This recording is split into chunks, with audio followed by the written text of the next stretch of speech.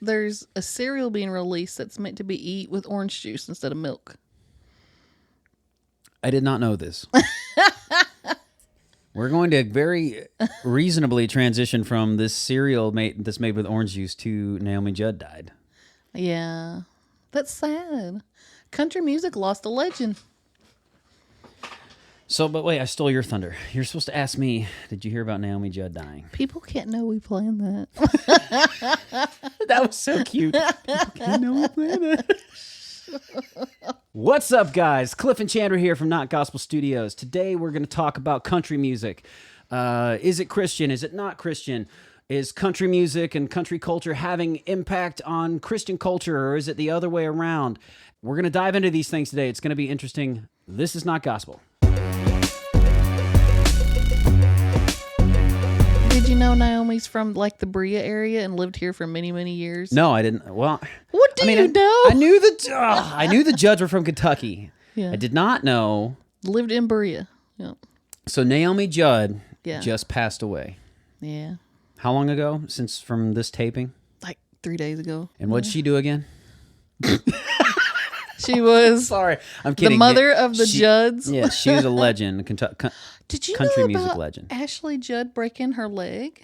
No, but I knew that a lot of people think she's crazy sauce. Oh, she's a little crazy for sure. Okay. But that's kind of, you know how sometimes. Oh, no. So, Is she crazy in the let's burn our bras, feminism crazy? Yes. But also, she was like in the Congo hiking. And she shattered her leg. She fell on something, shattered her femur. They had to walk her out 8 hours, put her on a cargo plane, fly her back to somewhere in Africa. Country Like, girls don't crazy. need to be in the Congo. No. That's just the bottom line. That's crazy. Yes. You can't be No, clogging she was in the probably- Congo. I think she was there doing like humanitarian stuff. Oh, okay. Well, I mean, I can't make fun of that. I mean, Yeah. that's awesome. If she was in the Congo doing humanitarian work, then that's awesome. Can you believe how sad her daughters are, though? Because that woman, Naomi, was a force. Like, she was one of those people, she went out and grabbed life. Yeah. I don't know anything about her. She lived in Berea. Well, here's the thing. Before you judge me too harshly, I grew up listening to Carmen, the Christian artist Carmen. Yeah. And singing the old hymns and the Happy Goodmans and Delilah on the radio, and that was it. So I missed years of like classic country. When me and my wife go on dates, like date nights, one of the games I like to have is I'll put on like classic country playlist, and we'll see who can guess the song first, and she wins 99.9% of the time. She knows every title, every song. Like, oh, that's not only is it this song, but that's Travis Tritt because his voice is blah blah blah. And I'm just like, I didn't even know this about you. I can't do any of that. Now I can do more rock because I educated myself on most things like hair metal and classic rock and all this stuff as I got older. But it took me. I didn't get into country till adult. Actually, the past like 8 or 9 years. Having kids and buying some land made me like country. Did you watch Garth Brooks' documentary? Oh, you don't have Netflix. I believe it's on Netflix. No, I did not watch it. Well, you know, he married Trisha Yearwood, right? Now I do. There's so many wonderful things I don't know, Chandra. About country in particular. You know nothing. What do you know? Well, okay. Proceed. Okay. How do you feel about how it seems Southern and country and Christianity seem to all go hand in hand, even when it's not Christian stuff? Like, I went to a concert Friday night. Yeah. It was Southern rock. They had a couple slow country ballads. During the slow country ballads, as soon as he like brought up America and God, people were like, "Oh, this is amazing, praising God. We're all Christians." And then the rest of the time, when it was rock, they were like drinking moonshine and stuff. Okay, so since the first time, so you're essentially talking about like, what do we think about country culture and music culture and all that sort of embracing and adopting Christian culture? Yep, but not actually maybe Being living Christian it out. or Yeah. having- okay. So I've been thinking about this some actually from the first time you mentioned something yesterday. I think it was when we talked. You'd mentioned that we were going to be talking about this possibly. For country music, I think country culture decided a while back that being a Christian's okay. I don't think it had much to do with Christian culture. I just think that country music culture decided that being a Christian was okay. There's something about the down-home country boy that is going to play hard and pray hard that is sellable, that is marketable in country music. I think Southern people and country people celebrate men in that way. Yeah. They want a strong man who loves God and loves his family. That's sure. okay. Yeah. So I think that's the thing. Like, is that as long all of these music companies, it's all controlled by markets, and your market decides what's trending and what's not a lot of times. And they realized early on that it's not going to hurt them to package their superstars in country music as rough around the edges, good-hearted, wholesome guys. One connection that kind of makes you a good-hearted, wholesome person is faith. You know, God, family, God, and country, you know, or something like that. So I think they decided and found out early on that it doesn't hurt their market to have religious ties with Christianity. So the question is then, when is it genuine and when is it not? Yes. So like you have people like Dolly Parton who have written and sung on and been a part of, have done their own gospel songs way back in the day. And I think that's another thing too. Historically, country artists have done gospel records and all this kind of stuff. Yeah. Johnny Cash. And Johnny Cash. Elvis. Yeah. So I mean, Elvis is rock, but he did country he's too. rock and country, whatever. So yeah, the thing with country music and Christianity, I think they found out early on, like 50s, whatever, that it wasn't going to hurt their market. It wasn't going to hurt their audience. It wasn't going to hurt fans of country music to portray their artists as people with faith, as people who like to go out and party and all this kind of stuff and then come home and go to church on Sunday. Yeah. That does not hurt their sales at all. In fact, that probably did more to boost their sales because people were like, that's me. You know what I'm saying? Like I go party and go, you know, but then I still get right on Sunday or whatever. You know what I mean? But the question then is like, not that our opinion matters. Yeah. You know what I'm saying? It's just, are there ways to tell when people are genuinely singing about faith experiences or if they're pandering? Yeah. Now, see, okay, I do not want to sound judgmental at all. This is just questions out in the ether, you know? But like you mentioned Dolly Parton, she is non-committal and non-judgmental. Like she doesn't get political. Never engages in the divisive culture. But when it comes to like defending stuff Miley Cyrus does, she's 100% pro Miley, even though some of the stuff she's done on stage are like shocking. But have you seen her talk about that? A little bit, yeah. I think she sees Miley as like an alternate version of herself. I don't know. Because she's like, this is not me. I'm playing a character. The big hair and everything, the makeup and all that is Dolly Parton. That's a character I'm playing.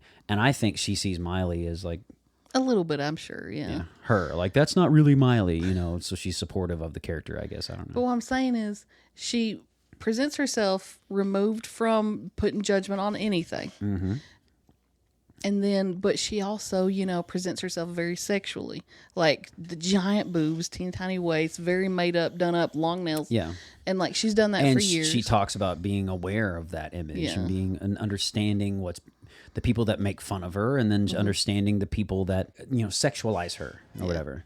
Yeah, she portrays an acknowledgement of all that. Like it's not something she does out of ignorance. And people like that, hey, you're putting forward a very fake, very sexual persona, but saying you're a Christian and withholding judgment from anything that has to do with anything that could possibly be controversial. And then they look at her like she should be put on a pedestal. Like that's what a Christian should be.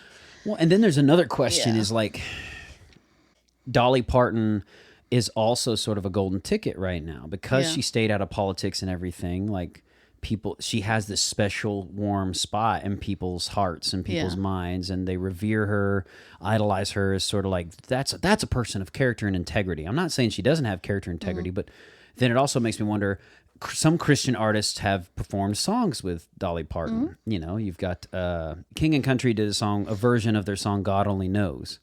They did that with Dolly Parton. And they're obviously one of the biggest Christian artists right now. I have no idea who they are. You know, I thought it was a country. you never heard God Only Knows? Oh.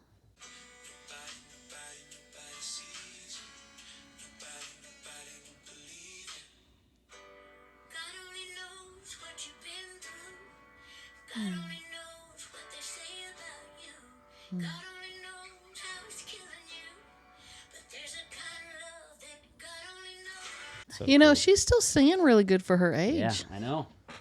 Sometimes they lose it when they get older. Yeah, so she's done God Only Knows, a version of that. That's one of my favorite versions of that song for King and Country. And then she did There Was Jesus with Zach Williams, which I covered, you know, a version of that on this channel because it's a great song. But then I wonder about those artists. And it's not necessarily the artists, but are the management, record labels, and all them, are they reaching out to Dolly Parton deliberately to use the name? Yeah. You know, like, oh, this song's with Dolly Parton. She's a hot ticket right now. She's accepted with everybody. She's everybody's friend. Let's get her on the song. Yeah. You know, and those are the things you never know unless you have those conversations or you're a fly on the wall with those record executives and those artists. You never know what the real reason was. Well, with the whole Musk situation recently, someone said to you, you know, what about Dolly Parton? She wouldn't do that with $43 billion and stuff like that, as if he's doing the wrong thing with his money. Look what Dolly Parton does. She does charities and stuff. But I mean, she earns money too. How much is she worth? So this was a person who knew me. They posted something online saying, I wonder what somebody with character and heart like Dolly Parton would do with $43 million. Probably wouldn't buy Twitter, you know, essentially saying that she would do something way better. Somebody who knew me, I didn't even have to respond to it. Somebody who knew me, who's a fan of Elon purchasing Twitter, a fan of free speech here. And he was too, posted and said, probably build a roller coaster. That's funny. I mean, we live near Tennessee where there is Dollywood. But yeah, it's like, don't try to say, I mean, and I don't blame Dolly Parton for engaging in music culture and engaging in her career and making a success of herself and her thing, like Dollywood and all that. Do it up and do it right. That's great. Yeah. But I don't like maybe what she does purposefully to be confused with that is what Christianity is. No, it's a marketing strategy. So what's interesting to me, too, when we talk about Even though this, she may be a wonderful Christian lady, I'm not saying she's not. Well, and it's making me wonder how much of country culture is now influencing, like, Christian culture, particularly in music. Chris Tomlin just did that song with Thomas Rhett. I don't know if you heard it or not, but it's played on all Christian radio, all over the place. And it's so much country. Like, it's just a country song. It's Chris Tomlin, Thomas Rhett, and Florida Georgia Line. Oh. Hate it. It's bro country. Blessings on blessings on blessings. That's funny. They should be embarrassed. You can stop. Who should be embarrassed? Everyone's singing on it. Really? You hate that? Yeah. You hate arena country. You hate stadium country then? No, like bro I love country. Garth Brooks. Well, that's different. But bro country, no. Well, that's the country that they call pandering. So they say that I saw a comic talking about pandering country and how, and he did like a satirical song talking about how these country songs are about back roads and dirt on your boots and all this kind of stuff are coming from these guys who grew up in the city and like they're the kids of country stars, so they grew up in like suburbs and with fancy cars and all that, but they are pandering to the country audience, so they're saying all the right words. Yeah. And so yeah, I mean, that's like a full-blown bro country song, but it's Thank You Lord is the name of it, and it's talking about blessings on blessings and thanking Lord for like all these things they're wholesome things. But you've got big country artists on there. Thomas Rhett, Florida Georgia Line, which there's no bigger bro country than Florida Georgia Line. You know, I'm not saying anything bad about their songs, but they're bro country. Then you've got that newest song by Morgan Wallen, I think I'm saying his name right. Whalen or Wallen. I think it's Wallen. Morgan Wallen. Waylon. No. Morgan Wallen. Yeah, I think you're right. I think it's I was Waylon. thinking Waylon Jennings. Yeah. It's not like Waylon. It's Wallen, I guess. I don't know. Sorry, They're Morgan gonna make Wallen. fun of us. If we're messing your name up, we're just as country as you. I don't know. I am. I'll speak for myself. I'm pretty country, pretty redneck. I lived in Minneapolis for a little while. Yeah, well, Right in the city. let's not age ourselves. Let's not date ourselves, Chandra. Anyways, yeah. So, and you've got Morgan Wallen's new song, "Don't Thank Jesus," which is going to be his biggest. It's on track to be his biggest hit ever, and it literally is a country song. It literally is a Christian song. It's not a Christian marketed song on Christian radio and all that stuff, which is a totally different discussion about whether or not these big artists should have their songs on Christian radio, because it takes away from Christian artists who need those radio spots to pay for their, to put food in their kids' mouths. It's not like he cares whether his song's on Christian radio. You know what I mean? Like, he's fine. He's doing great. But that's a different discussion. But yeah, you've got this song that's clearly a country song, but clearly a Christian song at the same time, talking about how he's an artist singing about doing drugs and drinking and women and all this stuff, and then sort of has this moment of being drawn back to Jesus and drawn back to faith, and how the grace of the good Lord Jesus never gave up on him, basically. Yeah. And it's like, that could be a Christian song from a Christian artist, period. And then you have some of the biggest new name Christian artists, like we talked about, Chris Tomlin and Friends. And then you've got Ann Wilson, who's a very young artist right now. I think she's 21 years old, up and coming, with songs like Let Me Tell You About My Jesus, Sunday Sermons, and then there's another one that just came out, God Thing. Don't say it ain't a God thing. Like these, and they're all like, they sound so country. There's a country twang to everything she does, like this country folk deal. She's almost like, she's got like a growl and a rasp in her voice, lower register. So it's kind of like, it's almost like the Christian Shania Twain kind of vibe. Well, or do you something. think she'll just cross over and just be a country artist, or do you think she'll stay in the Christian realm? Who knows? Yeah, she's young, so She's who knows? young, yeah. If she's that young, I think that they would be inclined to try that. Maybe get her to guest feature, appear on a country artist's song at first and see how the song does or whatever. But yeah, there's this crossover bleed from country into Christian more so than there is any other kind of, especially in music, any other thing. Like hip hop has tried it, and you've had Christian rap and hip hop artists that do okay. Yeah. And then you have guys like Lecrae who do so well on their own that everybody has to take notice. Yeah. And have moderate crossover success. And then you have hip hop and pop artists that claim some degree of Christianity that you're just uncertain of, like Justin Bieber and those guys who claim faith, but have never tried to cross over into Christian. If Bieber released a whole Christian album, I watched one Bieber praise video where he was like at his church singing on stage. I watched one video like 2 years ago. He covered that song "Reckless Love" by Corey Asbury. That's what everyone's singing. I don't know, but I just watched one video 2 years ago, and YouTube will not quit pushing Bieber videos at me of him at church. Well, I mean, look at Kanye West. Yeah. He did a whole praise album with I listened to that. I listened to that Yeah. record a lot. It was only 30 minutes long, though. Some of the songs were short. So country culture has accepted pro-America, pro-Christianity. Do you remember when the Dixie Chicks said the things that they said politically, and country music in America Aren't they just the tossed chicks them? now? Yeah. What about Eventually, because of the feminism and the trans movement and stuff, they're not gonna be able to be the chicks. That's objectifying them. They're just gonna have to be the. What about like Lady Antebellum? Drop the antebellum. Lady A. Yeah. So we can put in whatever we want. But country music is still mostly Republican Party. You have to say. Yeah. Well, then there's Taylor Swift, who just doesn't care about country music. But she just anymore. went, pure pop. Yeah, she's I pure wonder pop. if she'll come back. It depends on who she's dating. if there's a Clifton, big country artist, you can't be one of those people who put that on her. if there's a big country artist that she No. decides to date, then maybe she'll do a little bit more country sounding record or something. You know, I don't know. Or she just wants to get she back to her won't. roots. But I wonder if she'll be as accepted as she was in the beginning. Oh, heck no. Because I don't know. You can't do a She is song. beloved, you know. Not anymore. Not for doing a song that's like full blown straight come out song. You didn't hear that song? Yeah, but still.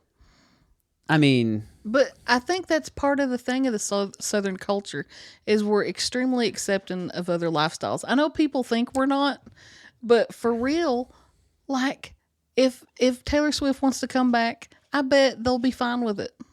well, if she wants to come back, they'll be fine with it. But there's a certain, like, you got to check some things at the door. You have to.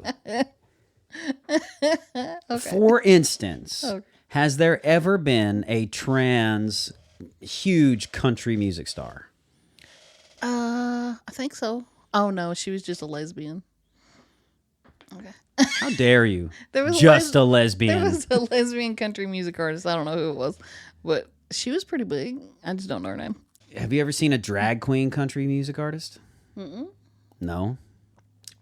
No, I think that people who want to do drag escape their small towns and never listen to country again. Have you ever seen, like, You might want to cut that out.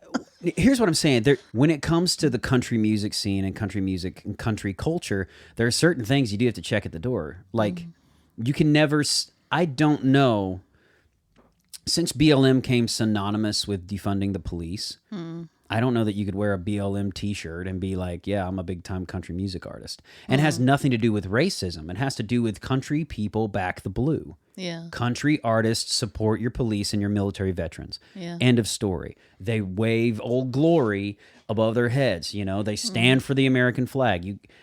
That's just country. I mean, it's literally in the name, for crying out loud. Yeah. You know, it's country music.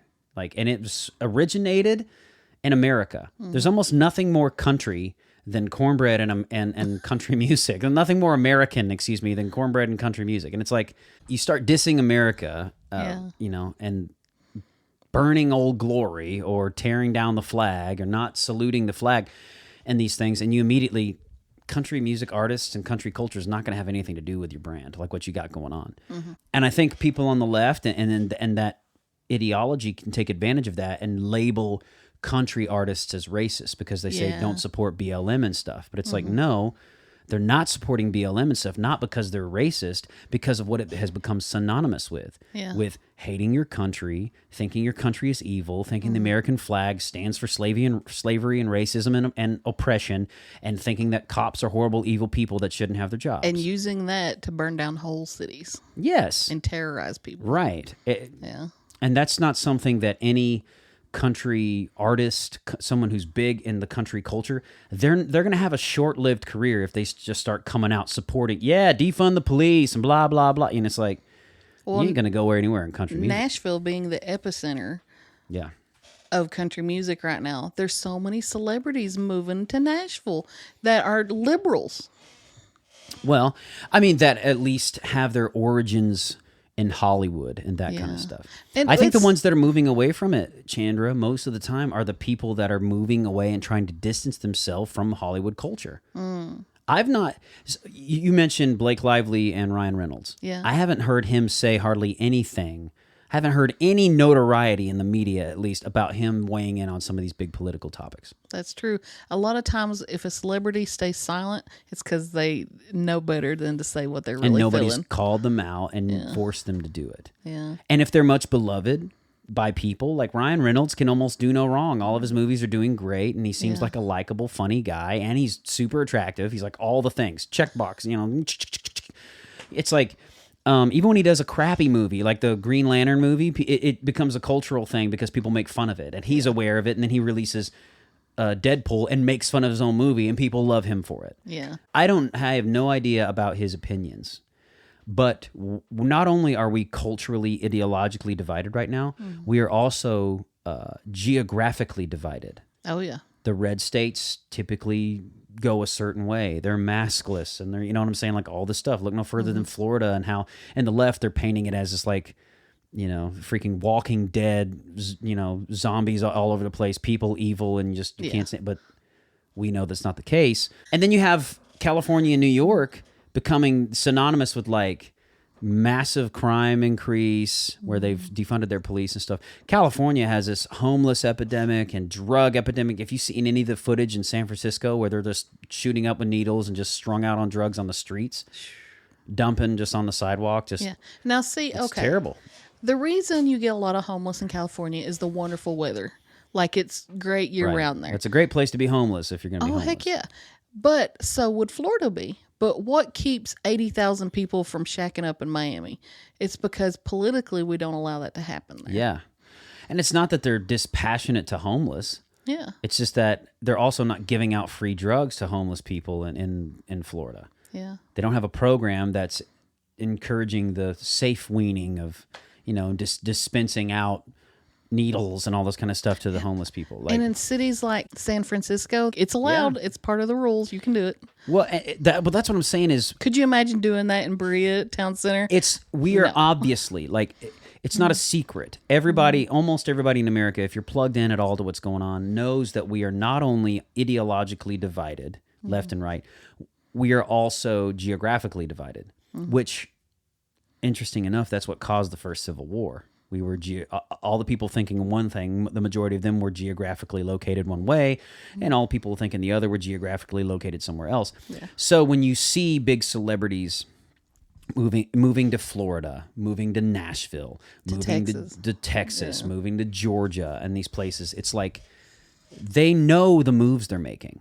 If they're moving from New York to Florida, New York to Nashville, they know what they're buying into. Mm-hmm. Which means to me, they don't want to be wearing masks all the time. Mm-hmm. They believe in free speech. They want lower taxes. They want lower taxes. Yeah. They don't want the drug problem and the petty crime problem and stuff that you see in these other places. The crime is getting awful in Los Angeles right now. Yes, it's getting unreal. You can sit and watch video after video of them just taking their arms and just raking off like all the cosmetics and whatnot, putting them in a big trash bag and just walking out because it's like you can basically look at the cops and walk away for doing something like that, misdemeanor. So the people that are making these moves like Blake Lively and Ryan Reynolds, they also, interestingly enough, most of the time are the people that have remained silent on a lot of these major political issues. I just hope that these people don't sway people to vote and turn the states blue. That, you know what I'm saying? Well, I would say, here's my thought. If you can afford it and you're Republican, in 2023, just flood California and New York. Just flood it and get your address changed out just over there and vote in those states and turn them red, and we'll win the election. And if we don't win the election, then something fishy this way cometh. Just saying. I don't think we're allowed to talk about this. Okay. I'm just saying, if you flip... I'm not going to wish moving in California or living in California or New York on anybody that I care about. But if you can afford it for 6 months, just to go out there, change your address and vote, do us all a big favor. Thank you guys so much for watching this episode of Not Gospel Studios podcast. Keep an eye out for our new projects here at Not Gospel Studios. Big Little Church is rolling out this month, new episodes, and we're going to continue to film that. We want to know what you guys think, and we appreciate every single like and subscription, so do subscribe. Keep supporting independent content, and keep being awesome, because that's how God made you.